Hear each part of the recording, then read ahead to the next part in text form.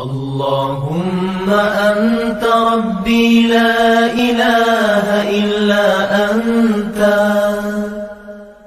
خلقتني وأنا عبدك وأنا على عهدك ووعدك ما استطعت أعوذ بك من شر ما صنعت أبوء لك بنعمتك علي وأبوء بذنبي فاغفر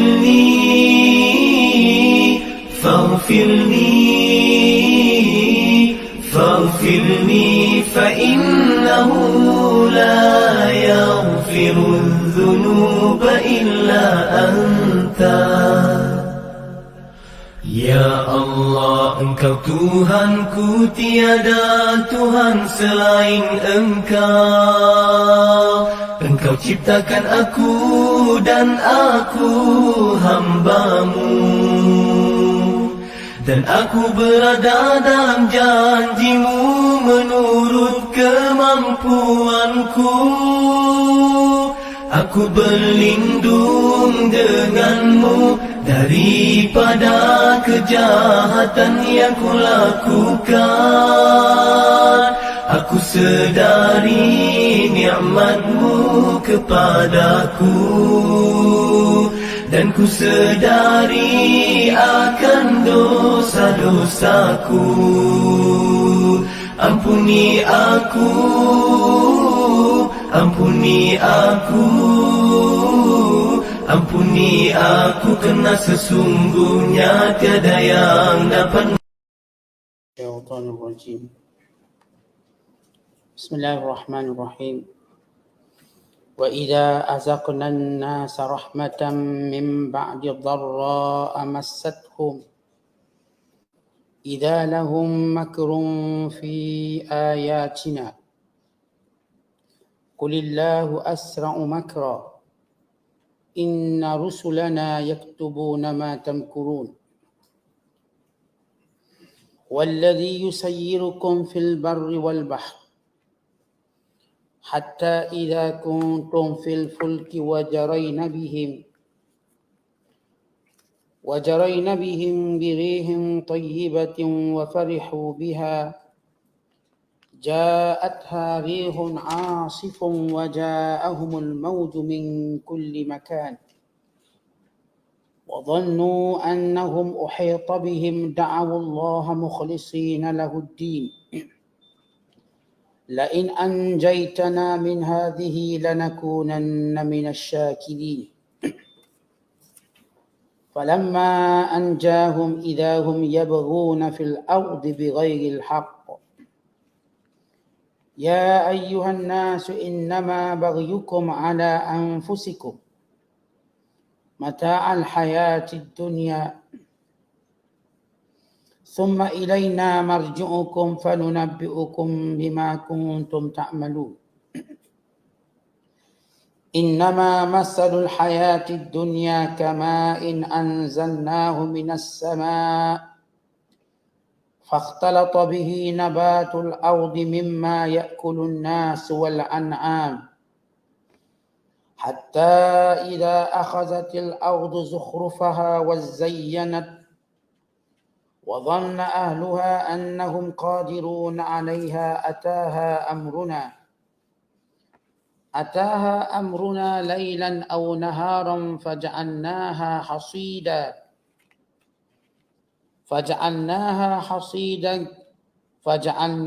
حصيدا كأن لم تغن بالأمس كذلك نفصل الآيات لقوم يتفكرون والله يدعو إلى دار السلام ويهدي من يشاء إلى صراط مستقيم للذين أحسنوا الحسنى وزيادة ولا يرهق وجوههم قتر ولا ذلة أولئك أصحاب الجنة هم فيها خالدون والذين كسبوا السيئات جزاء سيئة بمثلها وترهقهم ذلة ما لهم من الله من عاصم كأنما أغشيت وجوههم قطعا من الليل مظلما أولئك أصحاب النار هم فيها خالدون. صدق الله العظيم. Dan apabila kami beri manusia merasai sesuatu rahmat, sesudah mereka ditimpa sesuatu kesusahan, mereka dengan serta-merta melakukan rancangan mereka menentang ayat-ayat keterangan kami dengan mendustakannya dan mengingkarinya. Katakanlah wahai Muhammad, Allah lebih cepat melakukan rancangan menentangnya. Sesungguhnya malaikat-malaikat utusan kami sentiasa menulis akan rancangan tipu daya dan yang kamu jalankan itu. Dialah yang menjalankan kamu di darat dan di laut dengan diberikan kemudahan menggunakan berbagai jenis kenderaan. Sehingga apabila kamu berada di dalam bahtera dan bahtera itu pula bergerak laju membawa penumpang-penumpangnya dengan tiupan angin yang baik, dan mereka pun bersukacita dengannya. Tiba-tiba datanglah kepadanya angin ribut yang kencang. Dan mereka pula didatangi ombak menimpa dari segala penjuru. Serta mereka percaya bahawa mereka diliputi oleh bahaya. Pada saat itu mereka semua berdoa kepada Allah dengan mengikhlaskan kepercayaan mereka kepadanya semata-mata. Sambil merayu dengan berkata, demi sesungguhnya jika Engkau ya Allah selamatkan kami dari bahaya ini, kami tetap menjadi orang-orang yang bersyukur. Kemudian bila Allah selamatkan mereka, mereka dengan serta-merta merebakkan perbuatan derhaka di bumi dengan tidak ada sebarang alasan yang benar. Wahai manusia, sesungguhnya perbuatan kamu menderhaka itu hanyalah bala bencana terhadap diri kamu sendiri. Dengan itu kamu hanya dapat merasai kesenangan hidup di dunia bagi sementara. Kemudian kepada kamilah tempat kembalinya kamu. Maka kami akan memberitahu apa yang kamu telah lakukan. Sesungguhnya bandingan kehidupan dunia hanyalah seperti air hujan yang kami turunkan dari langit. Lalu tumbuhlah dengan suburnya tanam-tanaman di bumi dari jenis-jenis yang dimakan oleh manusia dan binatang. Bercampur bau dan berpaut-pautan, pokok-pokok dan pohonnya. Dengan sebab air itu, hingga apabila bumi itu lengkap sempurna dengan keindahannya dan berhias dengan bunga-bungaan yang berwarna-warni. Dan penduduknya pun menyangka bahawa mereka dapat pelbagai tanaman serta menguasainya, yakni mengambil hasilnya, datanglah perintah kami menimpakannya dengan bencana pada waktu malam atau pada siang hari. Lalu kami jadikan ia hancur lebur, seolah-olah ia tidak ada sebelumnya itu. Demikianlah kami menjelaskan ayat-ayat keterangan kami satu persatu bagi kaum yang mau berfikir dan mengambil iktibar daripadanya. Itulah dia kesudahan kehidupan dunia. Dan sebaliknya Allah menyeru manusia ke tempat kediaman yang selamat sentosa. Dan dia sentiasa memberi petunjuk hidayahnya pada siapa yang dikehendakinya menurut undang-undang peraturannya ke jalan yang betul lurus yang selamat itu. Untuk orang-orang yang berusaha menjadikan amalnya baik dikurniakan segala kebaikan serta satu tambahan yang mulia. Dan air muka mereka pula berseri-seri, tidak diliputi oleh sebarang kesedihan dan kehinaan. Mereka itulah ahli syurga. Mereka kekal di dalamnya selama-lamanya. Dan orang-orang yang melakukan kejahatan syirik dan maksiat, balasan tiap-tiap satu kejahatan mereka ialah kejahatan yang sebanding dengannya serta akan ditimpakan kehinaan. Tiadalah bagi mereka pelindung dari seksa Allah. Muka mereka hitam legam, seolah-olah ditutup dengan beberapa bahagian yang gelap gelita dari malam yang gelap gelita. Mereka itulah ahli neraka. Mereka kekal di dalamnya. Masih lagi dalam penafsiran surah Yunus. Surah yang ke-10, juzuk yang ke-11. Bermula ayat yang ke-21 sehinggalah ayat 27. Ayat-ayat yang kita bacakan ini menceritakan kebiasaan dan watak orang kafir. Keingkaran mereka, tipu daya mereka, perancangan mereka, keras kepala mereka. Dan adamul insaf, tidak pernah insaf. Dengan apa yang berlaku kepada mereka. Kemudian ayat ini juga menceritakan suatu perbandingan dunia. Yang segera hancurnya, yang cepat binasanya. Yang terpedaya cuma orang-orang yang ditipunya. Orang yang beriman mengetahui bandingan dan perumpamaannya. Kemudian Allah Ta'ala menjelaskan tentang balasan bagi orang yang beriman dengan syurga. Bahkan lebih daripada syurga lagi, yang disebut sebagai ziyadah. Dan juga menceritakan balasan orang-orang yang kafir dan ingkar. Dan bagaimana azab yang menimpa mereka. Ini intipati ayat-ayat yang kita bacakan. Allah berfirman, wa iza azaqna an-nasa rahmah. Bila mana kami memberikan kepada manusia itu nikmat. Namun nikmat itu sesudah datang kepada mereka musibah. Kami berikan kepada mereka kesenangan selepas kesusahan, kesuburan selepas kering kontang, hujan selepas kemarau yang panjang, maka mereka dengan cepat bertukar watak dan terus mempersendakan Allah, mempersendakan perintah Allah dan Rasulnya. Bahkan mereka mula mendakwa terlepasnya mereka daripada kesusahan ini kerana usaha mereka, kerana ikhtiar mereka, kerana kecerdikan mereka, kerana kebaikan mereka. Ketika mana mereka ditimpa musibah, mereka rasa berdosa. Mereka rasa bersalah. Lalu mereka merayu kepada Allah dengan penuh keikhlasan. Ini Allah menyebut watak manusia, khususnya orang kafir. Tetapi sesudah diberikan kesenangan selepas kesusahan.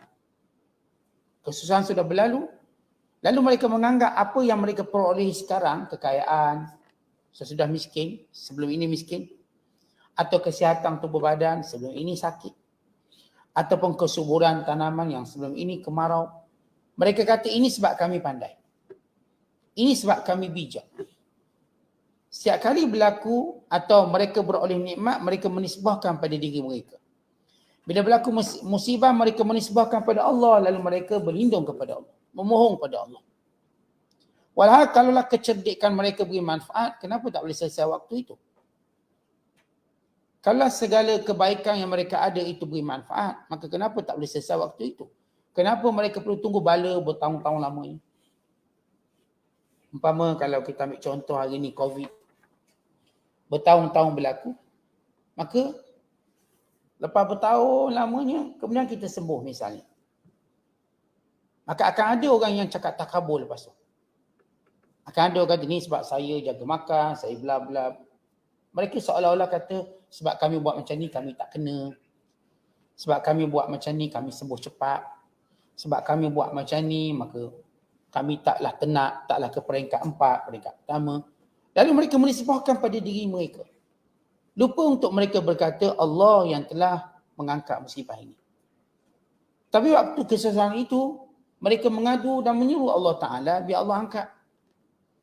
Sebab pelbagai obat yang diguna, pelbagai cara yang diguna, maka tidak berjaya. Maka ini watak manusia khususnya orang kafir. Dalam hadis, dalam penafsiran ayat ini, diriwayatkan daripada Abdullah bin Mas'ud radhiyallahu ta'ala anhu. Orang-orang Quraisy yang terkenal menderhaka Nabi sallallahu alaihi wasallam, akhirnya Rasulullah berdoa supaya Allah timpakan kepada mereka kemarau yang panjang sebagaimana kemarau yang menimpa pada zaman Nabi Allah Yusuf AS. Akhirnya Mekah ditimpa dengan kemarau yang panjang. Sehingga mereka tidak mampu makan daging kambing Semuanya mati. Yang mereka mampu makan ialah tulang dan bangkai. Boleh kalau mereka nak makan kambing yang tinggal tulang je, daging tak ada. Dek kemarau yang panjang tak ada padang ragu. Atau mereka hanya mampu memakan bangkai-bangkainya. Sehingga kelihatan di Mekah waktu itu penuh dengan asap. Kerana apa? Kerana kemarau yang dahsyat. Kemarau yang panjang.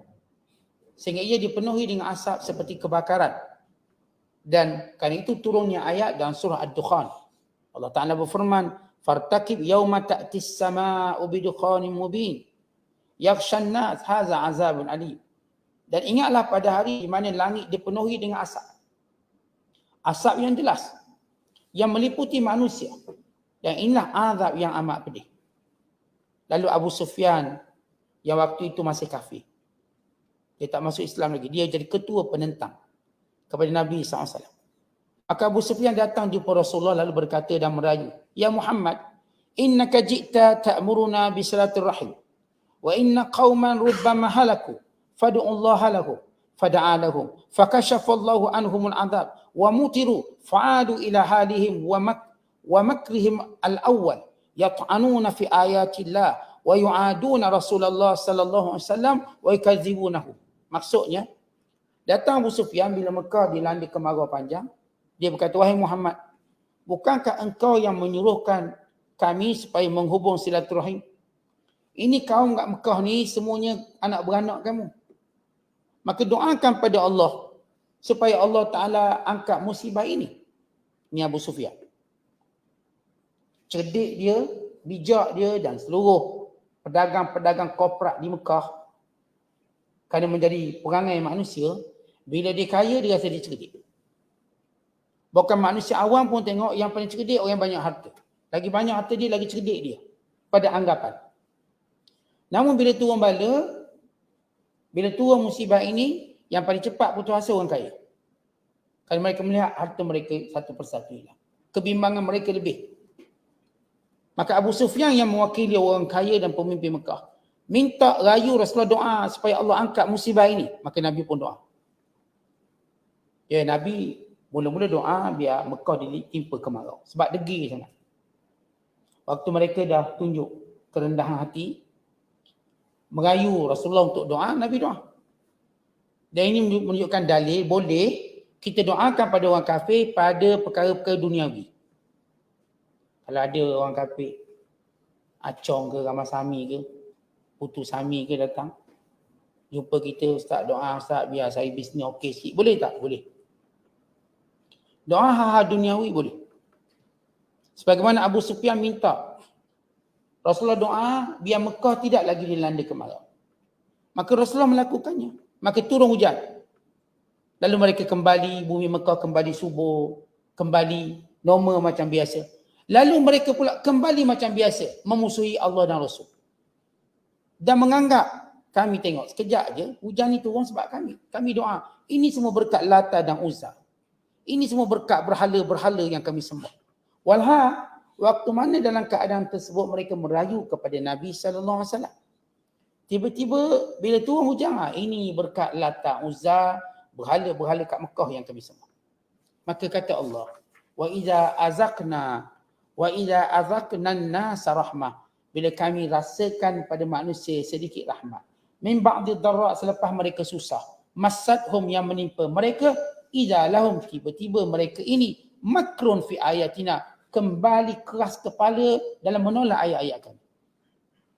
Ayat ini khusus untuk musyrikin Mekah dan umum kepada semua orang-orang kafir. Waktu timpa musibah, betul-betul mereka nampak Tuhan, mereka tak nampak sekutu. Lalu kata Allah, "Qulillah asra'u makra." Kalau orang kafir, sesudah mereka senang, lepas susah sebelum ini, lalu dengan cepat melakukan perancangan untuk kembali menyerang Islam, maka katakanlah Allah lebih cepat perancangan. Allah lebih cepat perancangan. Inna rusulana, sesungguhnya malaikat-malaikat kami. Kata rusul di sini malaikat-malaikat. Yaktubuna ma tamkurun, menulis apa yang mereka rancang. Ini menunjukkan bahawa orang-orang kafir ini juga ada malaikat yang menulis perbuatan mereka. Di mana malaikat-malaikat ini akan menulis sebarang kejahatan-kejahatan mereka. Supaya mereka tahu dan kita juga tahu tidak ada satu pun terlepas daripada catatan. Baik orang Islam, baik orang kafir, tak ada seorang pun terlepas daripada catatan. Rekod atas apa yang kita buat. Maka ini keadilan Allah. Supaya kita semua tahu, ingat hari ini, esok atau sebelum ini, apa pun yang kita ucap, apa pun yang kita buat dicatat oleh Rasul-Rasul Allah, yakni malaikat-malaikat yang menulis. Huwallazi yusayyirukum fil barri wal bahr. Kemudian Allah sebut lagi. Pada ayat yang ke-21 Allah sebut secara umum. Bila Allah beri nikmat, selepas mereka susah, mereka kembali kufur. Dan Allah menyebut nikmat yang khusus supaya kita nampak macam mana pergantungan manusia pada Allah bila kena musibah. Allah beri contoh musibah. Yang musibah ini, siapa pun berada dalam situasi ini akan cuma ingat Allah. Akan mengikhlaskan pada Allah dan akan lupa sekutu-sekutu dan berhala. Allah kata apa? Huwallazi, dan dia Allah. Yusayyirukum, yang memperjalankan kamu. Yang mempermudahkan perjalanan kamu fil barri wal bahr, di darat dan juga di lautan. Antara nikmat Allah, Allah mengilhamkan pada manusia untuk membina jalan raya, membina alat perhubungan, membina kenderaan.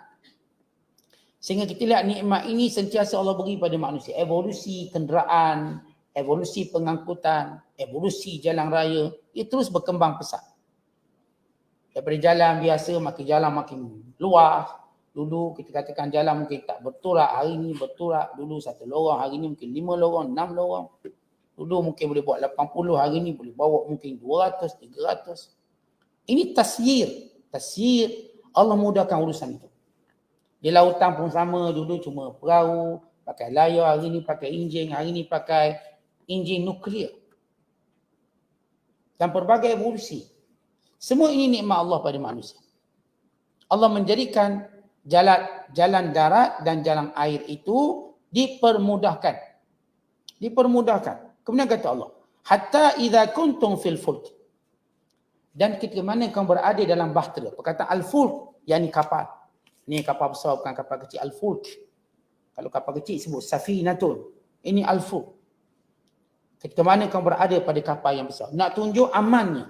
Kita tuan-tuan kalau duduk dalam kapal besar, kita pun rasa aman. Kita rasa tak tenggelam, tak rasa. Itu sombong yang naik dulu kapal Titanic, sombong. Sebab waktu itu kapal persiaran terbesar di dunia. Sehingga kapten kapal rasa bangga. Sehingga dia berkata, Tuhan pun tak boleh tenggelamkan dia. Besar sangat. Dia punya sombong. Yang naik pun rasa fully selamat. Ialah kapal besar, bukan kapal kolek. Bukan naik sampan kolek. Belum sampai ke tengah, dah mabuk laut. Ini kapal bagaikan yang disebut dalam ayat yang lain, kal-a'lam, bagaikan gunung ganang yang berjalan. Nampak dari jauh seperti gunung berjalan. Ini 14 tingkat, 16 tingkat kapal. Orang yang biasa tengok kapal dia tahu. Ada kapal persiaran sampai 14 tingkat. Ini tinggi. Dah jadi macam kota yang bergerak, pulau yang bergerak. Setengahnya mengubah kapal persiaran menjadi pulau. Dia buat bentuk bentuk kehijauan pokok di tanah. Bila dia bergerak tu nampak macam pulau bergerak. Ini kapal-kapal yang besar. Yang nak tahu siapa kaya, dia ada kapal. Ini kalau ada kapal terbang tak kaya lagi. Kapal lagi kaya. Kenapa? Kerana kapal ni boleh buat besar pada kapal terbang. Dan kapal ni ternyata lebih, kita kata seronok. Sebab kalau naik kapal terbang tak boleh berketingkat. Tak nampak pemandangan. Orang tuan naik kapal terbang berketingkat mati. Kalau kapal laut kan seronok tengok pemandangan. Macam-macam boleh tengok. Yang lebih seronok ni. Sebab tu tak ada kapal terbang persiaran. Tak sempat nak bersiaran tidur atas tu. Tapi kapal ada kapal persiaran, kita boleh siar, tengok, lawak, cantik, berhenti. Baik Allah sebut ni, fulk, wajaraina bihim. Lalu kami memperjalankan dengan kapal mereka itu, birihim tayyibatin, dengan udara yang baik. Dahulu-dahulu, ulama' dalam menafsirkan ayat ini cerita tentang layar. Mereka kan pasang layar. Dengan pasang layar tadi, angin pun tiup layar tadi, mereka bergerak ke utara, ke selatan, ke timur, ke barat. Tapi dengan ada angin. Tentang angin ini bukan sekadar dia menggerakkan, dia juga akan mengamankan ombak. Maksudnya kalau angin tu disebut birihim tayyibah, ombak okey. Tapi kalau datang angin ribut, maka ombak tidak boleh dibayangkan. Dahsyat sebesar mana pun kapal dibanding dengan ombak, maka ia kerdil besar. Ombak lagi besar. Maka kata Allah, wa jaraina bihim birihim tayyibah, lalu diperjalankan kapal ini dengan angin yang baik. Wa farihu biha, maka seronok. Naik kapal seronok sebab angin baik, cuaca baik, kapalnya besar, dalam ada belaka. Ini ada satu kapal, nama kapal tentera Amerika disebut jenis Nimitz atau Nimitz. Dalam tu saja ada 5,000 orang tentera Amerika. Ini kapal tentera 5,000 orang yang digerakkan dengan nuklear yang cukup besar. Pesawat beratus pesawat. Berbagai kemudahan dalam tu, ada gym, ada tempat main, dewan makan yang besar yang boleh beribu-ribu orang makan. Baik, bagaimana mereka tak gembira, bagaimana mereka tak aman, kapalnya besar, segala fasiliti yang ada yang cukup lengkap. Apa kata Allah? Bermula huru-hara mereka. Ja'atha, tiba-tiba. Di sini Allah Ta'ala nak sebut bahawa ribut tengah laut, semua ini tak mampu dirancang oleh manusia. Walaupun mereka kata, ni kami dah tengok, tak ribut. Kami dah tengok cuaca okey. Tapi kata Allah, ja'atha, akan datang secara mengejut. Rihun asif, angin yang kencang. Perkataan asif, yakni angin puting beliung atau ribut. Waja'ahumul mauj, kesangin besar, maka datang ombak besar. Semua orang tahu, untuk laut tahu. Ombak besar sebab angin besar. Kalau tak ada angin, maka ombaknya kecil. Mungkin musim tengkujuh di pantai timur sekarang ombaknya mungkin 3 meter, 5 meter. Tapi bila angin kuat, mungkin ombak sampai 30 kaki, 40 kaki. 15 meter, 20 meter. Bukan tinggi pada kapal. Tuan-tuan, hari ni kita boleh tengok. Tuan-tuan buka YouTube, tengok kapal-kapal besar di lambung ombak. Menjerit mereka dalam tu. Walau besar. Ni kapal tank paling besar. Kapal tangki. Ya, kapal yang paling besar dalam dunia, sudut pengangkutan, ialah kapal tangki. Yang bawa minyak berjuta galon. Layar besar. Pun begitu dengan besarnya tadi, bila datang ombak kecil nampak. Menjerit mereka, takut mereka, berdoa kepada Allah. Allah beri secara spesifik. Bagaimana keadaan waktu mereka ditimpa musibah yang memang tak ada jalan keluar, yang memang mereka nampak Tuhan saja. Dan bagaimana selepas mereka selamat? Apakah mereka menjaga bersyukur atau kembali kufur? Baik kata Allah, waja'ahumul mauj, dan datang ombak min kulli makan, dari segenap penjuru. Depan, belakang, kiri, kanan. Wa dhannu, dan mereka yakin annahum uhita bihim, bahawa mereka akan binasa. Ombak ni datang dengan keliling mereka, memang tak ada jalan selamat. Memang tak ada jalan keluar. Tengok life jacket pun tak ada apa. Tengok bot penyelamat pun tak ada apa. Dia ombak yang besar. Semuanya macam putus asa. Segala penyelamat dalam tu, mereka berputus asa. Tentang pelampung tu setakat air okey boleh lah. Dengan ombak besar pakai pelampung pun tak guna. Ni pakai bot kecil lagi tak guna. Bot besar pun tenggelam. Ya, logiknya tak ada yang selamat. Da'awullah. Waktu itu mereka berdoa pada Allah. Mukhlisin, dengan sungguh-sungguh. Perkataan mukhlis, pertama makna ikhlas. Kita fahamlah ikhlas. Mukhlisin juga menunjukkan bersungguh-sungguh, yang cuma mereka nampak Allah je. Tak ada yang lain.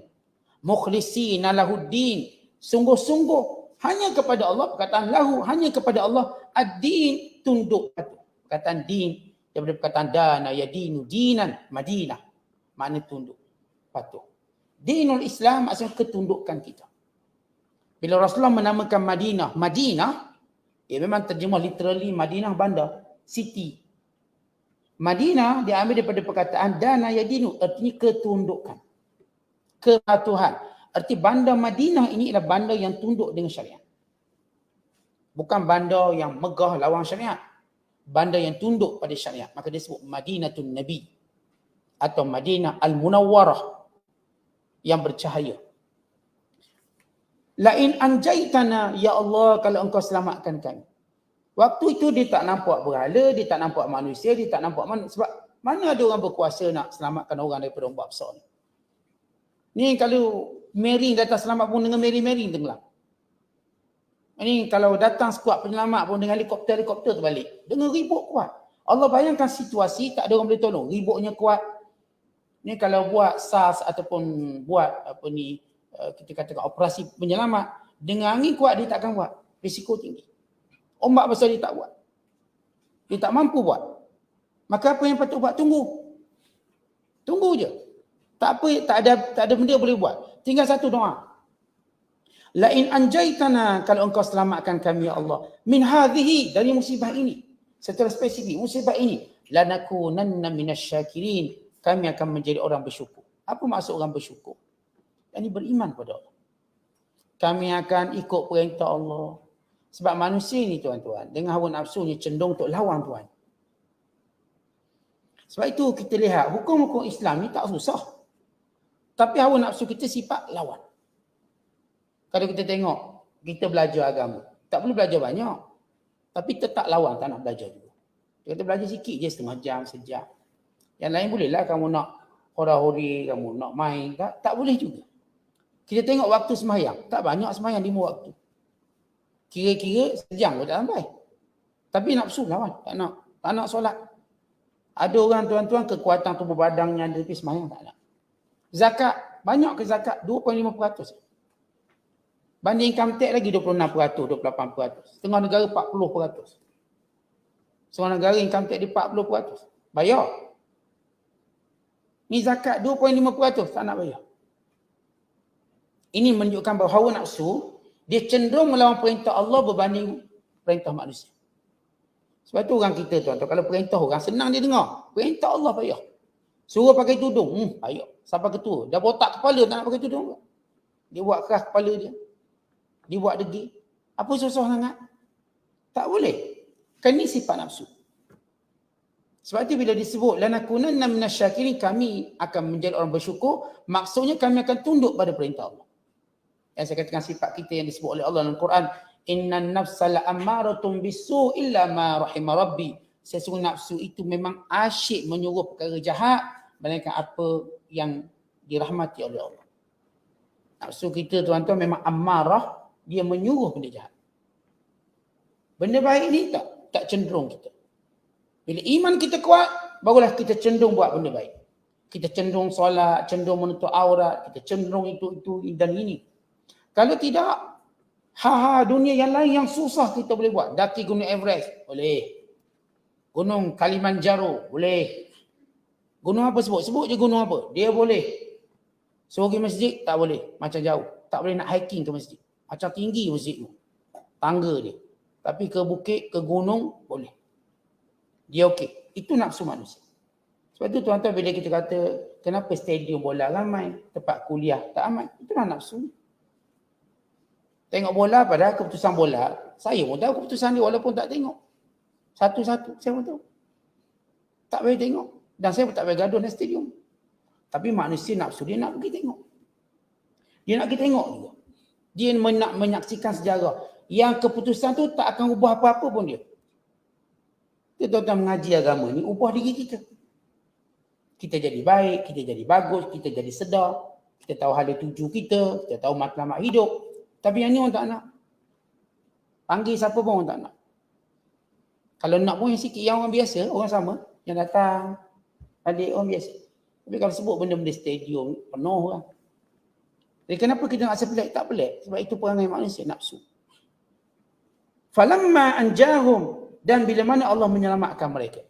Idahum, mereka ini tiba-tiba, yabghuna fil ardi bighairil haqq, kekal melampau di muka bumi Allah ini dengan tidak sebenar. Kataan yabghun di sini, kata ulama tafsir, maknanya mereka tidak berubah daripada kejahatan menjadi baik. Tak berubah.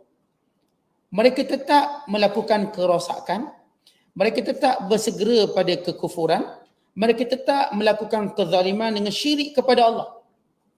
Dan melakukan kerosakan dengan memusnahkan, dengan membunuh dan sebagainya hal-hal kemusnahan.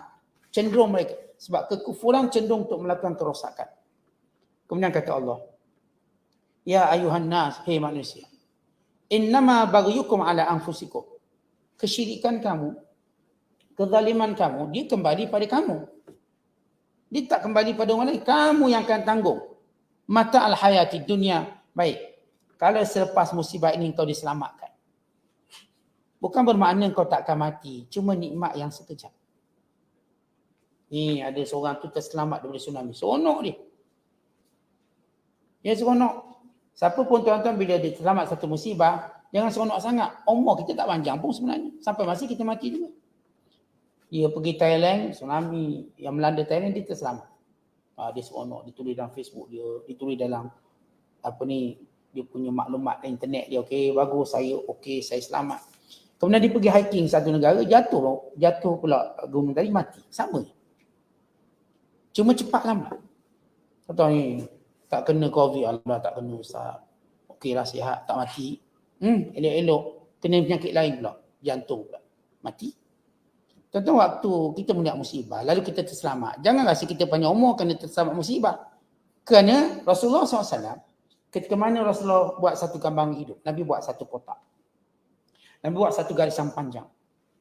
Garisan panjang ini kata Rasulullah angan-angan manusia. Lalu menembusi kotak. Kotak itu usia manusia. Lalu Rasulullah menggariskan garis panjang dengan garisan-garisan yang silang-silang. Kata Rasulullah, kalau dia selamat yang ni, dia kena yang ni. Dia selamat yang ni, dia kena yang ni. Maksudnya, orang kalau dia selamat ujian ni, dia akan kena ujian. Dia terselamat ujian anak-anak, dia terkena ujian cucu-cucu pula. Dia terselamat ujian adik-beradik, dia terkena ujian jiran-jiran pula. Dia terselamat kencing manis selamat, darah tinggi selamat, gauk selamat, ni semua penyakit yang biasa orang tu dia selamat. Dia kena penyakit lain pula, sakit hati pula. Tuan-tuan, kita tak boleh lepas. Kalau tuan-tuan kata saya dah pergi hospital, doktor kata saya sihat. Bahkan doktor kata pelik awak ni, macam umur 15 tahun, 18 tahun. Awak punya jantung. Oh, kita rasa confident, memang tak mati ni. Alih-alih mati, kena langgar lori kat luar. Mati. Alih-alih mati kena bunuh dia orang. Alih-alih mati kena itu, kena ini. Tuan-tuan, kita terlepas satu benda, tak boleh menjadikan kita bongkak sombong. Kerana depan kita, penuh dengan ujian. Penuh. Kalau saya selamat benda ni, menunggu yang ni pula. Yang ni pula, yang ni pula. Apa yang patut kita sebut ialah syukur pada Allah. Apa yang patut kita lakukan, terus taat pada Allah. Yang kena penyakit, Allah Ustaz, kenapalah saya je kena, orang lain tak kena. Orang lain dia kena juga, sama. Tuan-tuan jangan ingat tuan-tuan je kena penyakit. Jangan ingat kita je ada masalah. Ustaz, saya ada masalah dengan suami saya. Saya semacam saya je ada. Orang lain ada masalah dengan orang lain pula. Masalah dengan mak betul. Yang ni pula dengan masalah mak saudara. Yang ni pula dengan masalah sepupu sepapa. Yang ni pula dengan masalah friend Facebook dia. Maksudnya tak habis. Hati tu rasa sama tertekan. Hati tu rasa sama sedih. Jadi tuan-tuan sekalian, jangan seorang pun rasa bongkak bila terlepas satu ujian. Kerana ia bukan jaminan untuk diselamat. Bahkan kata Allah begini, mata al-hayati dunia itu cuma nikmat dunia sementara kamu akan rasa. Akhirnya tuan-tuan kita lepas daripada segala musibah, tunggu depan kita kematian. Malakul maut tetap setia menunggu kita. Dia tidak bergerak oleh seinci pun tempat di mana kita ditakdirkan mati. Sehari malakul maut bersedia. Menunggu arahan daripada Allah tidak cepat dan tidak lambat. Ia begitu tepat. Kadang-kadang kita tengok orang mati tanpa sebab. Maka doktor pun buat satu laporan ni mati mengejut tanpa sebab. Nak kata heart attack pun tak ada, apa pun tak ada, mati. Tengah bercakap macam ni mati. Tengah dengar kuliah mati. Tengah itu mati. Tuan-tuan, kita tahu benda itu akan berlaku. Tak ada pernah kita rasa ada ruang kita terselamat daripada kematian. Kita tak pernah rasa begitu. Sebab kita sudah melihat apa yang Allah Ta'ala ceritakan ini. Kemudian kata Allah, "Thumma ilaina marji'ukum." Kemudian kesudahan mereka kembali pada kami. "Fanunabbi'ukum bima kuntum ta'malun." Dan kami akan beritahu, kami akan kemukakan, kami akan soal jawab kepada mereka apa yang mereka lakukan di dunia. Ya Allah Ta'ala bagi satu gambaran ayat. Perangai manusia bila terlepas daripada kesusahan sombong. Dan mula menisbahkan mereka berjaya ini kerana mereka bagus, mereka cerdik, mereka bijak. Sebagaimana kata-kata Korun. Waktu mana kena musibah banyak, suruh Musa doa. Bila mana musibah tu terangkat, tengok inilah aku Firaun, Tuhan kamu yang tinggi. Sehingga ditenggelamkan di Laut Merah. Dan ini juga Firaun. Itu juga Korun. Waktu mana ditanya ini kekayaan daripada mana? Innama utituhu ala ilm. Ini semua ilmu aku yang bijak. Akhirnya Allah tenggelamkan dia, harta benda. Mana bijak? Tetapi bila kita sebut bijak, Bukan sekadar bijak urus harta, invest harta, banyakkan harta. Juga bijak menyelamat diri. Tetapi di mana manusia bijak? Realitinya tuan-tuan, manusia ni tak bijak, manusia diuji. Kita ini ialah makhluk Allah yang diuji. Walau bagaimanapun kita bijak akan terselah kebodohan kita.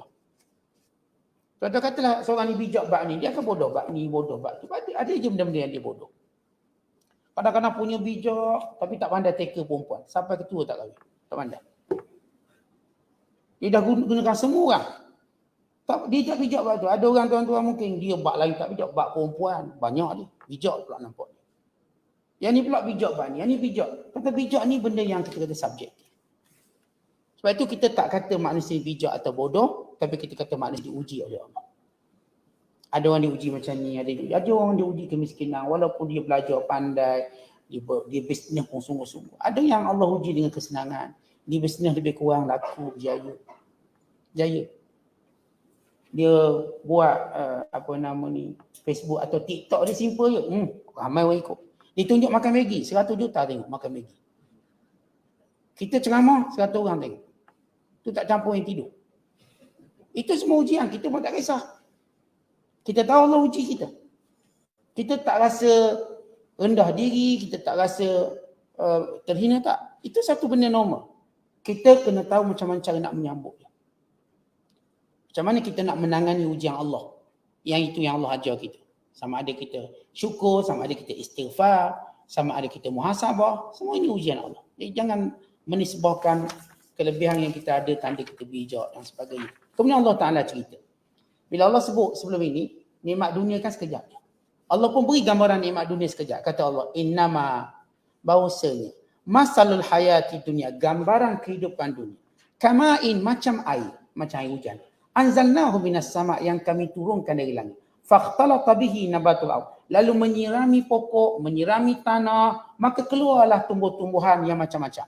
Mimma ya'kulun nas, yang boleh dimakan oleh manusia, wal an'am, dan binatang-binatang ternakan. Hatta sehingga iza akhazatil ardu zukhrafaha, sehingga bumi dah jadi indah, dah jadi lawa, wa zayyanat, dan terhias menawan, wa dhanna ahluha, dan menyangka penghuninya, menyangka orang yang melihat tanaman-tanaman ini, annahum qadiruna 'alaiha, mereka mampu untuk tuai, mereka mampu untuk menikmati, mereka mampu memetiknya.